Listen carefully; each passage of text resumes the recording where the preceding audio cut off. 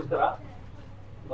Railway station ಅಲ್ಲಿ escalator ಇರುತ್ತಲ್ಲ, ಅದರಲ್ಲಿ ಬಿಟ್ಟು ಅವ್ರಿಗೆ ಸೊಂಟದಲ್ಲಿ ಡೀಟೇಲ್ ವರ್ಟಿಕಲ್ ಕಂಪ್ರೆಷನ್ ಫ್ರಾಕ್ಚರ್ ಆಗಿತ್ತು 6 ತಿಂಗಳಿಂದ. ಅವಾಗಿಂದ ಕಂಟಿನ್ಯೂಸ್ ಸೊಂಟ ನೋವಿತ್ತು, ಅದಕ್ಕಿಂತ ಮುಂಚೆಯಿಂದ ಮಂಡಿ ನೋವಿತ್ತು. ಅವ್ರಿಗೆ ಪೇಯ್ನ್ ಇವಾಗ ಆಲ್ಮೋಸ್ಟ್ 90% ಕಡಿಮೆ ಆಗಿದೆ. ಇದು ಥರ್ಡ್ ವಿಸಿಟ್.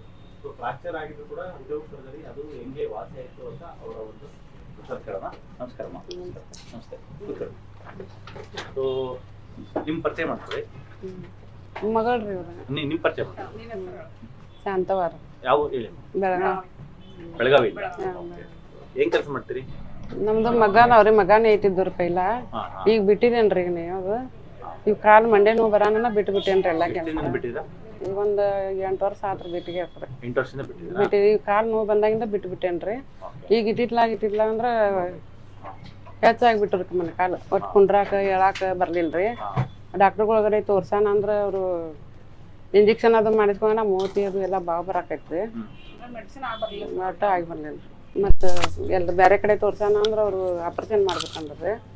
ಆಪರೇಷನ್ ಮಾಡ್ಬೇಕಂದ್ರ ಮಂಡೆ ಅದಕ್ಕೆ ಮತ್ತೆ ಇಲ್ಲಿ ಮಗಳು ಮೊಬೈಲ್ದಾಗ ನೋಡ್ಕೊ ಇಲ್ಲೇ ಬಾರಿ ತೋರ್ಸೋಣ ಅನ್ನಕತ್ರಿ. ನಾನು ಇಲ್ಲಿ ಬಂದ. ಅಂದ್ರೆ ಮಂಡಿ ನೋವು ಬಂದು ಎಷ್ಟು ವರ್ಷ ಆಗಿತ್ತು? ಮಂಡಿ ನೋವು ಬಂದ 7-8 ವರ್ಷ ಆಯ್ತು. 7 ವರ್ಷ ಆಯ್ತು. ಅವಾಗಿಂದ 2006 ಚಿಕನ್ ಗುಣಿ ಆಗಿದ್ದು. ಚಿಕನ್ ಗುಣಿ ಆದಾಗಿಂದ ಮಂಡಿ ನೋವು ಅಷ್ಟೇ ಬಂದಿತ್ತ, ಬೇರೆ ಜಾಯಿಂಟ್ಸ್ ಪೇನ್ ಎಲ್ಲ ಇವೆಲ್ಲ ಕೈ ಎಲ್ಲ ಹಿಂಗ್ ಮಾಡಕ್ ಬರ್ತಿರಕಿಲ್ರಿ. Post viral arthralgia. ಓಕೆ. ಸುಮಾರು ಮೆಡಿಸಿನ್ ತಗೊಂಡಿದ್ದಾರೆ. ಹೋಮಿಯೋಪತಿ ಆಯ್ತು, ಅಲೋಪತಿ ಎಲ್ಲ ಆಯ್ತು.